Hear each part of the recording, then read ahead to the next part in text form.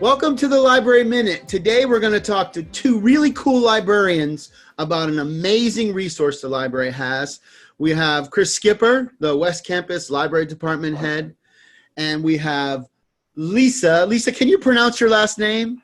Hodgkins. I knew that. I knew it was Hodgkins. I remembered. So anyway, I really appreciate you guys taking the time to speak to me and also to share your expertise with this database that we purchased that I'm extremely excited about. And I have a few questions, so think of me as I'm like Larry King today. I've got my Larry King mic is here, and I'm going to interview you about this wonderful resource. So I'm going to start with my first question.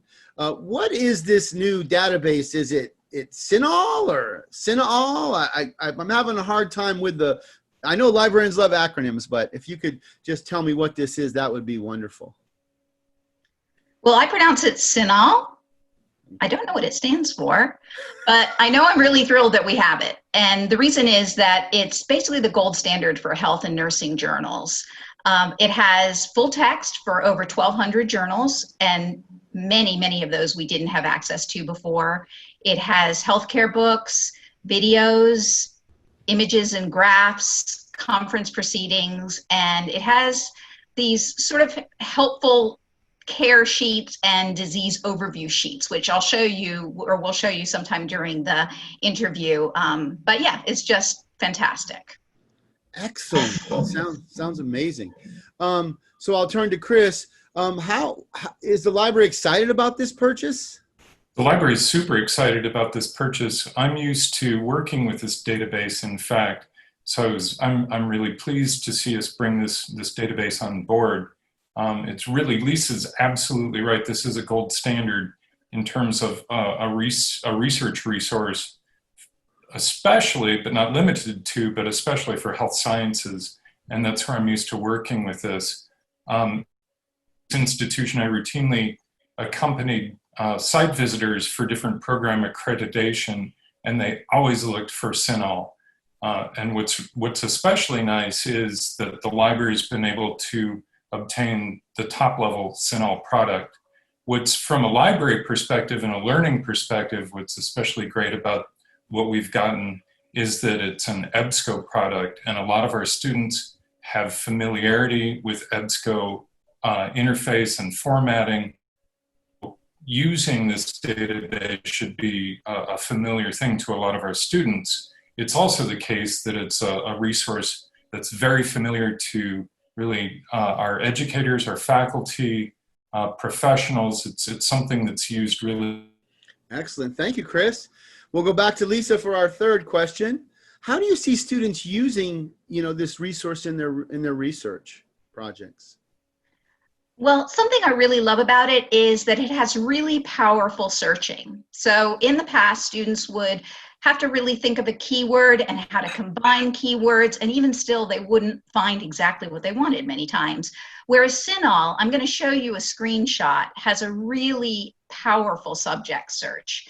So you can do a search on a term, and then it's going to tell you the right term for what you're searching on, and then it allows you to drill down. So for instance, if you were interested in coronavirus, you could find out the correct term for coronavirus, or you could search a number of terms, COVID-19 and coronavirus, and then you can focus your search. So if you just want the etiology or the transmission of the disease or treatment of the disease, rather than having to wade through a lot of articles wondering if they're going to be right for you. There's also something else, and I'll show you a screenshot of that there are these things in CINAHL that are called quick lessons and care sheets. And the quick lesson shows you a disease, for instance, Alzheimer's disease, and it really breaks it down. What is it? How is it treated? What are the symptoms? And students ask for that all the time.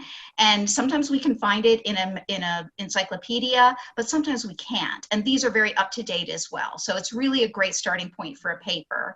Also, we have evidence-based care sheets for diseases. So if you're interested in what's the care for breast cancer, the one that I'm going to show in the screenshot is breast cancer radiation therapy, and then it just gives you very straightforward information about how that works. So it's great for starting, and then it's great for drilling down and finding exactly what you need as your search is maturing. Wow, it sounds amazing. Our final question for Chris. So if our students have, want more information about this resource, what should they do? Who should they contact? Is there a contact person? Talk to the librarians. Wonderful. Actually, that's always good advice, but we're a little biased on that one. And especially I would talk with Lisa, because she's our liaison librarian for critical care and for the health sciences. So she's going to be someone who would be especially helpful to talk with. But what's nice about this database is they've also been really mindful of that type of question. They've built in tutorials that are available within the database, which are especially helpful as well. So talk to the librarians, explore the database. I imagine it being a new resource, a new database for the library that we'll be working on developing some supplemental tools as well. We will. Great. And for the online courses, we'll be embedded in those. So our smiling face will always be on the front page of your D2L class. And yeah, just contact us for help. Well, thank you so much, Lisa and Chris, and you guys have a wonderful day, and thanks for watching our Library Minute.